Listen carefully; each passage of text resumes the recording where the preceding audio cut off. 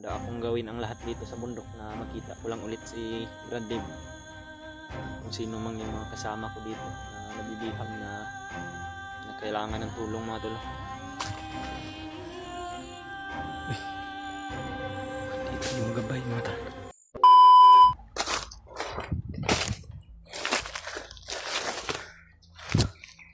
Yan po mga tol. Isang mapagpalang araw mga tol. Magandang araw sa inyong lahat dyan mga tol. Dito po ako ngayon mga tol.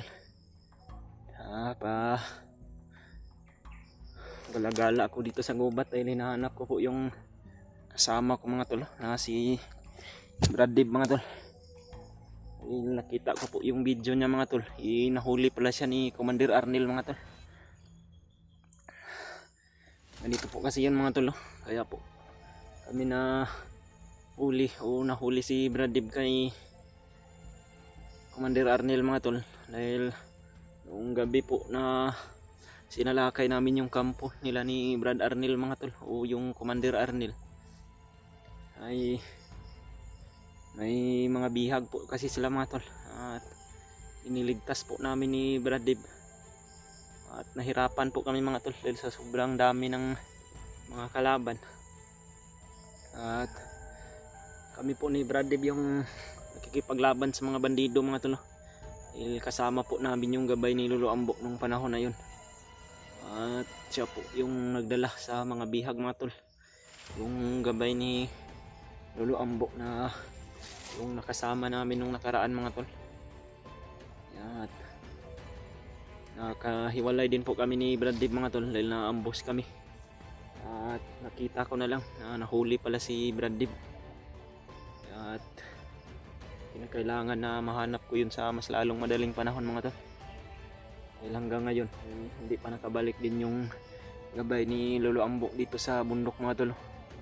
Dahil mayroon po kaming location na napag-usapan kung saan kami magkikita muli. Ngunit hindi po siya nakabalik mga tol. At hanggang ngayon laboy-laboy ako dito sa bundok. At naghahanap po ako kung sino yung makikita kong mga kasamahan dito mga tol. Nagbabaka sakali po ako na masagupa ko po ulit si Commander Arnel at mailigtas ko sana si Brad Dave sa mas lalong madaling panahon mga tol. Medyo natagalan po ako sa pag video ulit mga tol dahil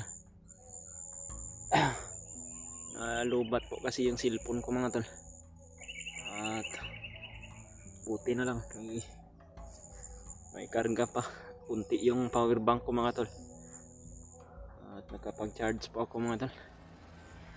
At ngayon po ay patuloy ako sa paghanap mga tol kung saan ko po yun matatagpuan si Brad Dave, dahil alam ko po na hindi pa po yun sila siguro nakakalayo dito sa bundok na to. At kinakailangan na makita ko rin ulit yung gabay na kasama namin sa pagligtas mga tol. Dahil kung hindi po kasi din namin ginawa yun mga tol ni Brad Dave, mapapahamak din yung mga bihag mga tol. At nakiusap po sa amin yung gabay ni Lolo Ambok mga tol, yung batang mandirigma, na wag na lang daw namin i-video kung ano yung ginawa namin sa pag-rescue sa mga bihag mga tol, para hindi daw masundan o hindi kami mamonitor kung saan siya dadaan sa pagdala ng mga bihag mga tol, dahil siya po yung nagdala sa mga bihag mga tol para mas madali po na maihatid niya doon sa bayan o doon sa lugar ng mga bihag mga tol. Dahil alam niya po kasi kung saan yung mga daan dito sa bundok. Dahil kung kami pa po ni Brad Dave yung nagdala sa mga bihag mga tol, at siya yung makikipaglaban doon kila Commander Arnel, mas lalo pong mahihirapan mga tol. At magpapatuloy po ako mga tol sa paglalakbay mga tol.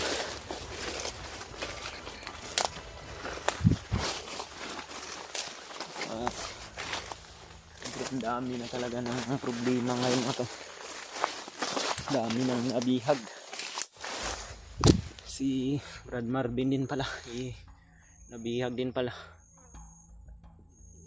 At si Brad G. Ward mga tol, ibihag din. Ngayon si Brad Dib na naman. Kaya sikapin ko po talaga mga tol na mag-iingat po ako para mahanap ko din po yun si Brad Dib mga tol. Dahil siya po kasi yung nakipagharapan ka sa pagkipaglaban kay Commander Arnel mga tol, no? Natamaan siguro siya sa orasyon ni Commander Arnel, kaya siya nahuli mga tol.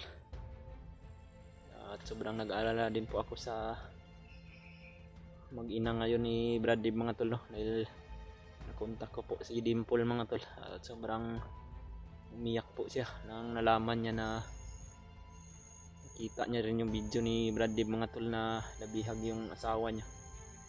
At sabi ko po na handa akong gawin ang lahat dito sa bundok na makita ko lang ulit si Brad Dib at kung sino mang yung mga kasama ko dito na nabibihag na kailangan ng tulong mga tol. At mag-iingat lang po talaga yung kailangan kong gawin mga tol. Rin po naman ay iwasan mga tol, no? Sa trabaho namin ito ay dali lang talagang mapapahamak yung buhay namin. Ito na po kasi yung kailangan na gawin namin mga tol para matulungan din namin yung mga nangangailangan ng tulong.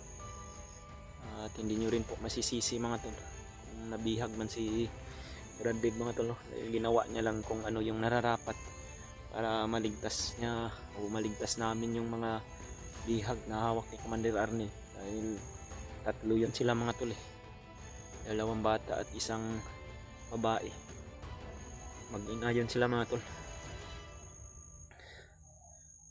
Anak ng babae yung dalawang bata at yun yung kinakailangan na maligtas namin. Buti na lang nakita namin yung gabay ni Lolo Ambo mga tol. At siya po yung naghatid sa bayan. Sa ganun mas madali po na matuntun nila yung tamang daan. Dahil alam po kasi ng gabay ni Lolo Ambo mga tol kung ano yung pasikot-sikot dito sa bundok. At magaling din yun makikipaglaban mga tol. At pakishare na lang tong video na to mga tol sa mga kasamahan ko para malaman din po nila kung ano yung sitwasyon ko ngayon. At ipagdasal po natin mga tol, no? Yung kalagayan ng mga bihag ngayon mga tol, sana po hindi po sila magpapadaig sa kahinaan nila mga tol. Sana po magpalakas silang sa katawan nila mga tol, no? At para makapag-survive po sila mga tol hanggang sa makita namin ng mga kasamahan ko at matulungan namin na may rescue mga tol. At patuloy pa ako mga tol sa paghahanap sa Brad Dib mga tol, kung sino yung makasasagupa ko dito sa bundok ng mga kasama ko. Sana po may makakatagpo ako dito mga tol, kasamahan ko.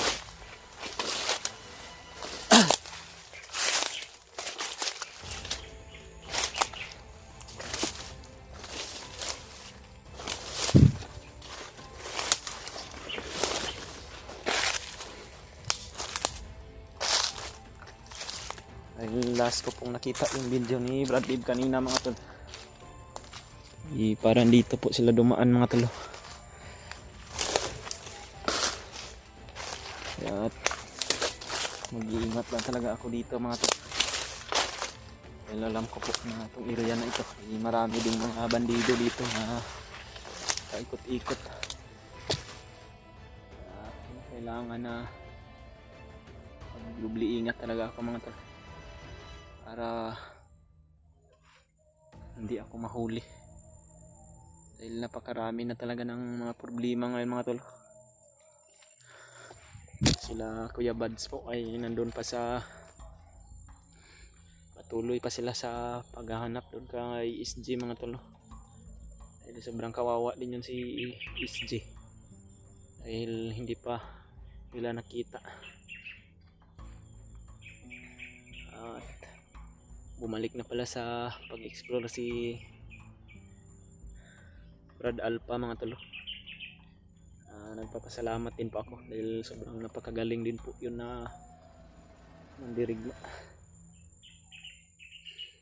Sana po ligtas rin po sila palagi mga tol.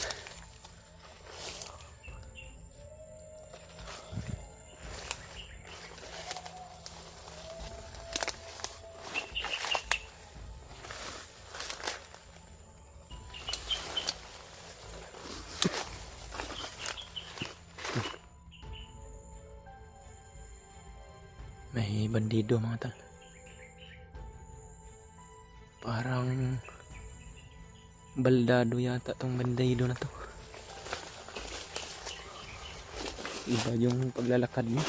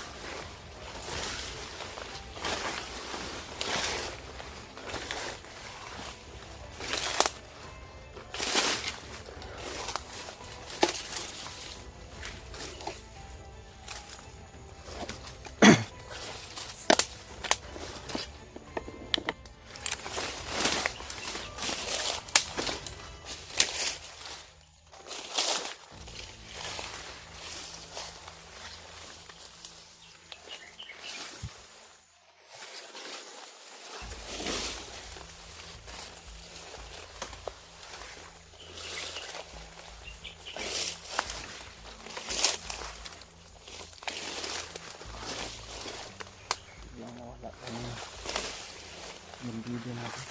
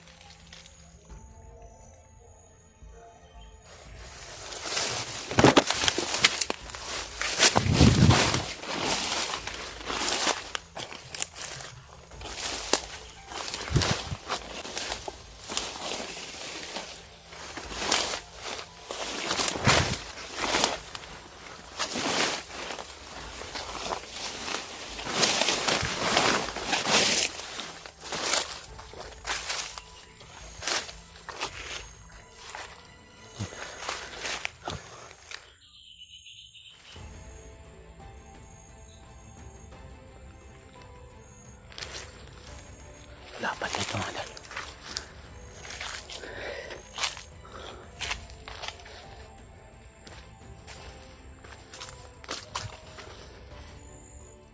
Uy, dito yung gabay mga tol. Ay,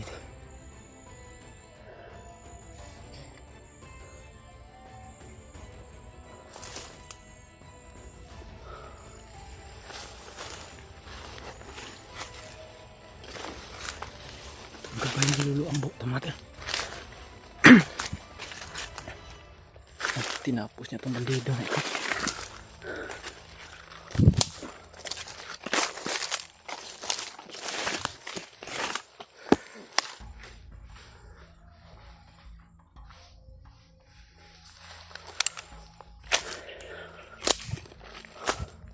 Brad.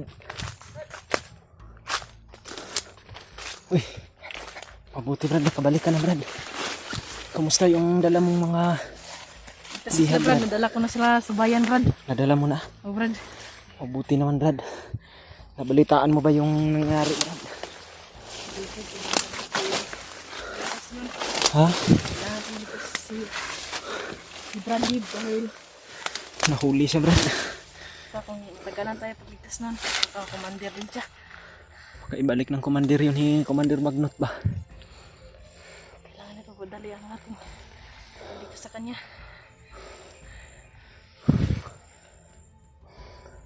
Salamat Brad at bumalik ka kaagad Brad. Hindi po talaga ako umalis dito sa napag-usapan nating lokasyon. Maghihintay ako sa iyo. Dahil si Brad Dib hindi ko nakasama dahil naghiwalay kami, Brad. Tamaan siguro siya sa orasyon ni Commander Arnel. Kaya siya nahuli. Sobrang kawawa nga, Brad. Nakita ko yung video niya ba. Bugbog siya, sarado, Brad. Kinakailangan na makita natin yun agad.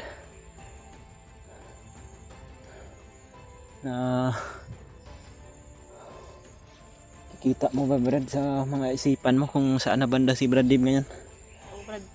Umuwi ako sa Kailuloang Buak. Kita ko siya kung saan siya dinala ng mga bandido at Arnel. Medyo malayo na dito sa area na to, Brad. O Brad, ha? malayo na tayo, Brad. Malayo na tayo sa kanya. Brad. Salamat talaga, Brad, at binalikan mo ako dito. At nagpapasalamat pa ako sa iyo dahil may kasama na ako para mas madali nating maligtas si Brad Dib at yung iba nating mga kasamahan na nangangailangan ng tulong. Tara, Brad. Saan tayo dadaan, Brad?